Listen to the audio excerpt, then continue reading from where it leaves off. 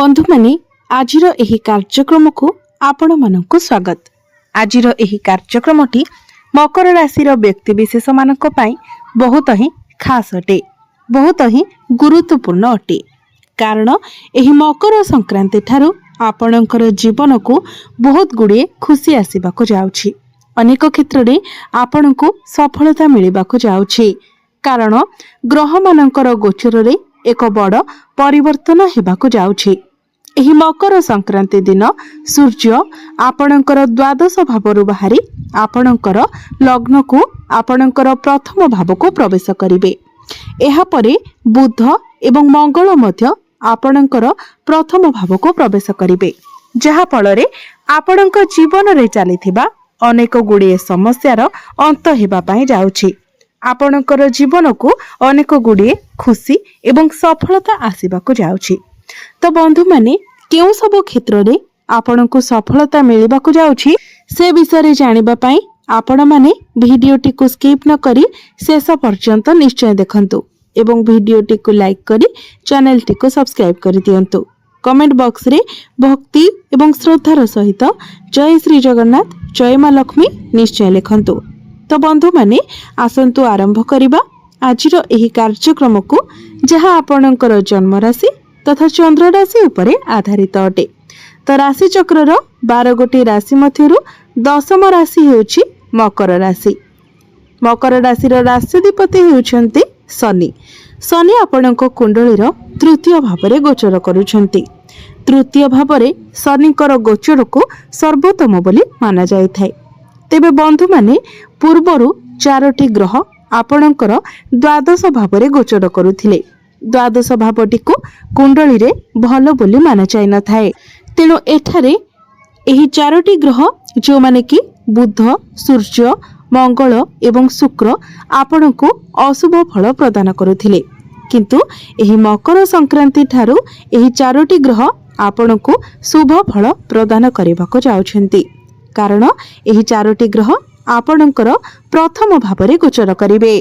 तो बंधु माने पूर्वरु आपणकर स्वास्थ्य जनित समस्या देखा देउथिला, किंतु एही मकर संक्रांति ठारू आपणकर स्वास्थ्य रे सुधार देखिबाको पाइबे।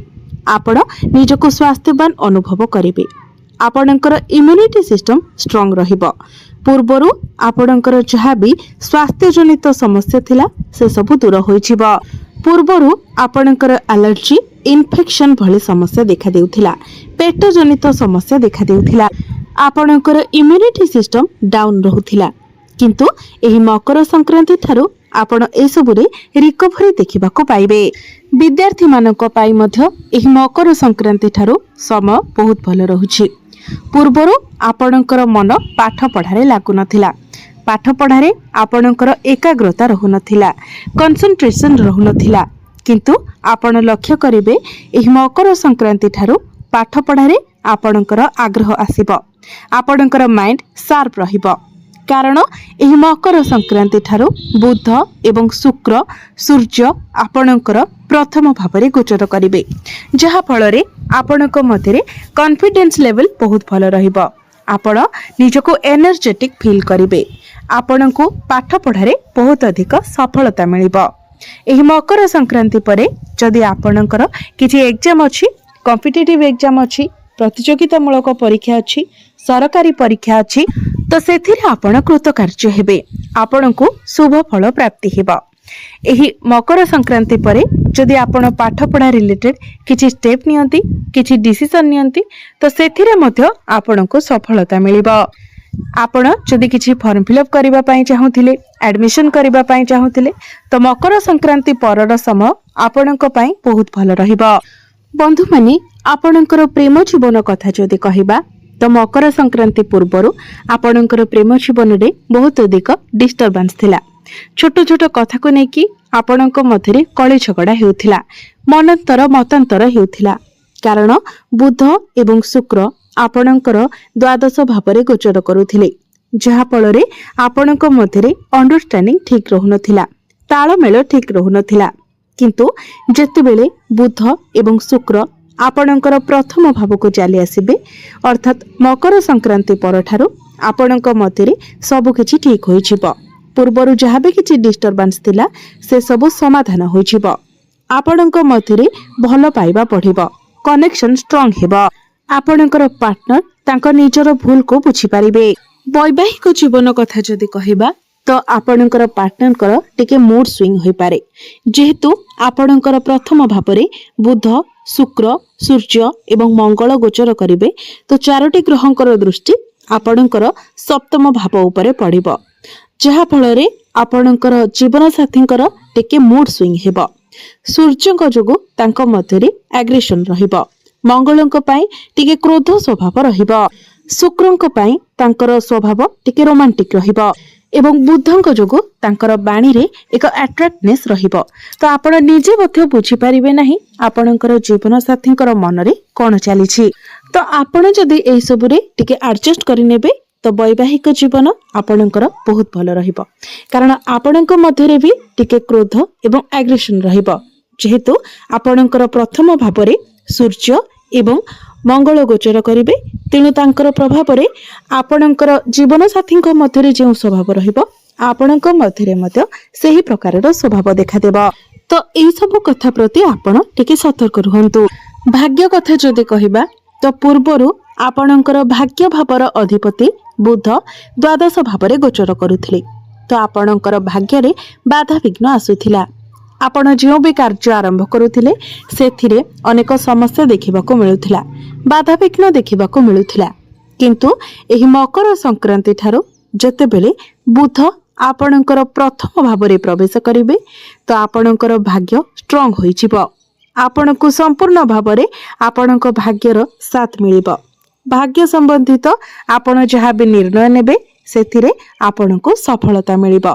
तो एही मकर संक्रांति परे आपण किछि बड़ डिसिजन नै पारंती, कोनोसी बड़ कार्यर आरंभ करि पारंती, किछि बड़ जिनिस आपण किणा किणी करि पारंती, आपण किछि बड़ इन्वेस्टमेंट करि पारंती, किंबा जदि पूर्वरु आपण किछि इन्वेस्ट करिथिले तो एही समय आपणको बड़ धन लाभ हेबार मध्य जोग बनुछि।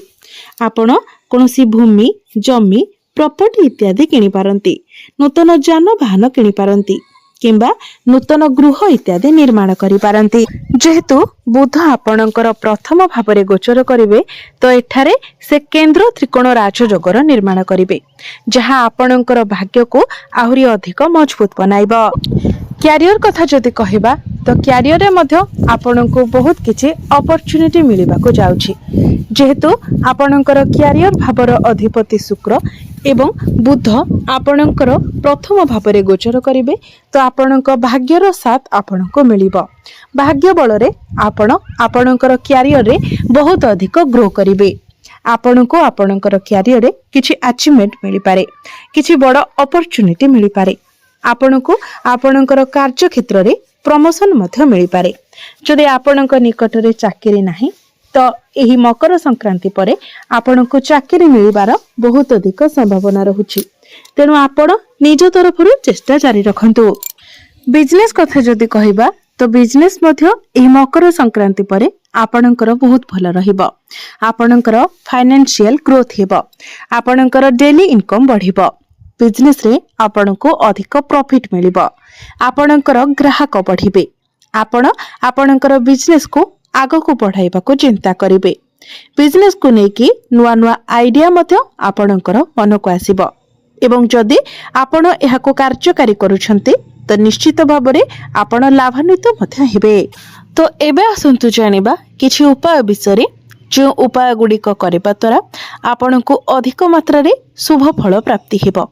तो सेथिपाई आपण आपणकर राशिधिपति शनिकर बीज मंत्र प्रत्येक दिन 108 थर जप करंतु। प्रत्येक दिन आपण हनुमान चालीसार पाठ करंतु। प्रत्येक दिन बुधंकर बीज मंत्र 108 थर जप करंतु एवं प्रत्येक दिन आपण उदित सूर्य को तंबा पात्र रे जलार्घ्य अर्पण करंतु। निश्चित भाव रे आपणको अधिक मात्रा रे शुभ फल प्राप्ति हेबो। तो बंधु माने आपणकर जीवन मंगलमय हेउ, एहा ही ईश्वरंक निकटरे मोर प्रार्थना। धन्यवाद।